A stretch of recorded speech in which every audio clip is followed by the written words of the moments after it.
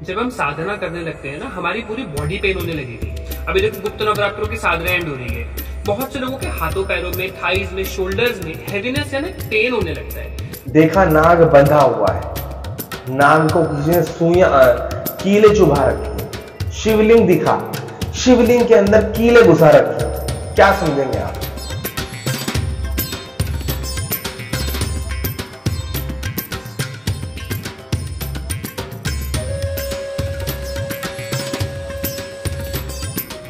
हर हर महादेव।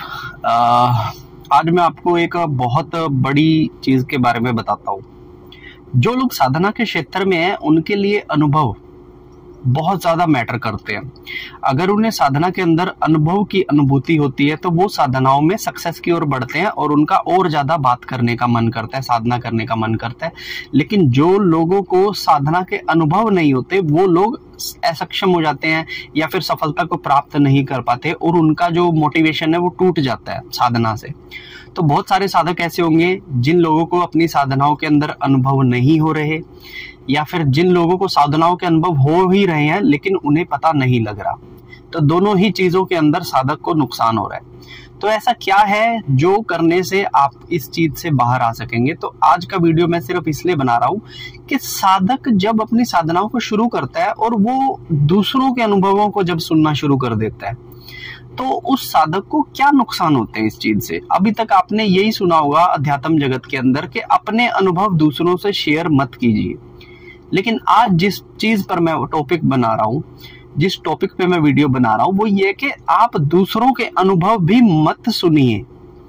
क्या नुकसान होते हैं जब आप दूसरों के अनुभवों को सुनना शुरू कर देते हैं? तो सबसे पहली चीज क्या होती है कि मान लीजिए कि कोई व्यक्ति साधना में बहुत आगे गया है, उसने कई सारी साधनाएं की हैं और अपनी साधना के अंदर बहुत सारे अनुभव प्राप्त किए हैं।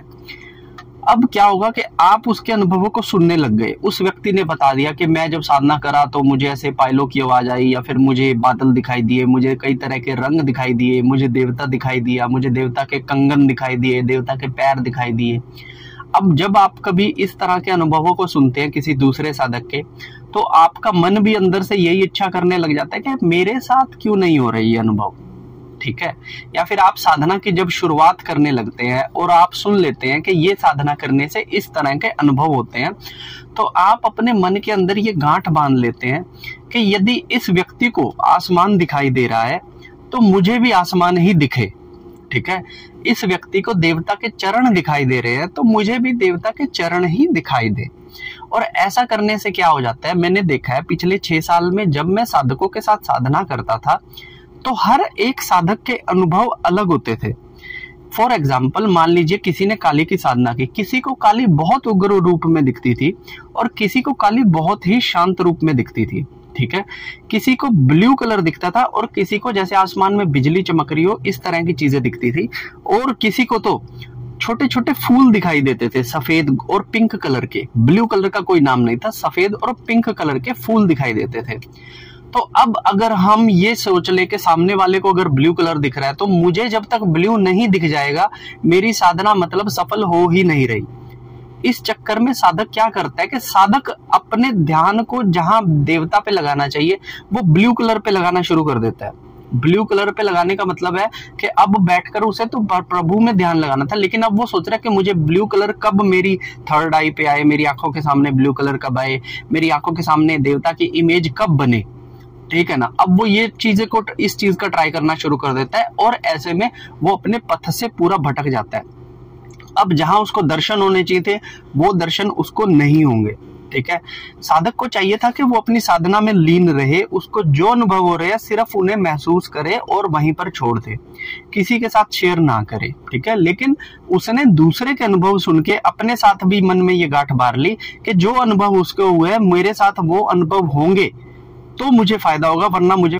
तो ऐसे में साधक अपने साधना पथ से भ्रष्ट हो जाता है और अंत ये होता है कि साधक को किसी भी चीज का अनुभव नहीं होता और वो साधना आज नहीं तो कल, साल बाद या 2 साल बाद जो साधना है वो छोड़ देता है, ठीक है ना।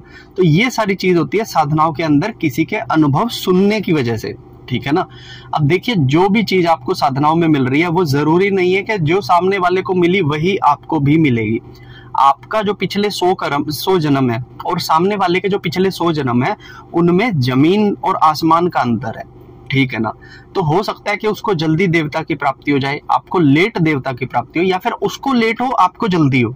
लेकिन अगर आप उसकी रिदम अपने पर अप्लाई करें कि पहले उसे आसमान दिखाई दिया, फिर उसे ब्लू कलर, फिर येलो रेड कलर दिखाई देने लगा, फिर उसे मकड़ी दिखी, फिर उसको पता, अगर आप उससे अपना कंपैरिजन करने लगेंगे तो मैं आपको गारंटी देता हूं आपको कभी भी कुछ भी पता नहीं लगेगा, ठीक है ना। आप चाहे जितनी मर्जी कोशिश कर लीजिए, आप चाहे जितना मर्जी ध्यान कर लीजिए, आप चाहे जितना मर्जी मंत्र जाप या फिर हवन कर लीजिए, आपको कभी भी कोई बेनिफिट नहीं मिलेगा इस चीज का, ठीक है ना। तो कोशिश कीजिए कि हमारे अनुभव हमारे सामने वाले के सामने है, उसके जो अनुभव है हो सकता है कि वो उसके साथ हुए, लेकिन हमारे साथ ऐसे अनुभव ना हो, ठीक है। तो कोशिश कीजिएगा कि दूसरों के अनुभव सुनने की बजाय आप खुद बैठकर प्रैक्टिस कीजिए, मेडिटेशन कीजिए, आपके साथ क्या होता है वो आप नोटिस कीजिए, ठीक है। तो ये एक बहुत छोटी सी जानकारी जो मैंने आज आप लोगों को दी, और इसको देने का मतलब यही था कि मैं बहुत देख रहा हूं कि YouTube पर अपने अनुभव शेयर कर रहे हैं, दबा के शेयर कर रहे हैं, और उनसे इंस्पायर होकर बहुत सारे युवा भी साधना में उतर रहे हैं। लेकिन वो साधना में उतर तो रहे हैं, लेकिन कहीं वो उल्टे पैर वापस ना पहुंच जाएं। 65% साधक उल्टे पैर ही हो जाएंगे, ये मुझे कंफर्म पता है। तो मैं चाहता हूं कि वो ना हो उल्टे पैर, इसी वजह से मैं आज आपके साथ ये वीडियो शेयर कर रहा हूं। इसे अपने साधक मित्रों के साथ, अपनी मित्र मंडली के अंदर शेयर जरूर कीजिएगा, क्योंकि ये किसी और को भी गाइड करने के लिए बहुत एक अच्छा जरिया, ठीक है। तो कैसी लगी मेरी वीडियो मुझे कमेंट कर बताइएगा। वीडियो अच्छी लगी हो तो इसे लाइक कीजिएगा, सब्सक्राइब कीजिएगा चैनल को अगर अभी तक नहीं किया है तो, और अगर आपका कोई प्रश्न हो तो मुझे कमेंट कर पूछिएगा। तब तक के लिए हर हर महादेव।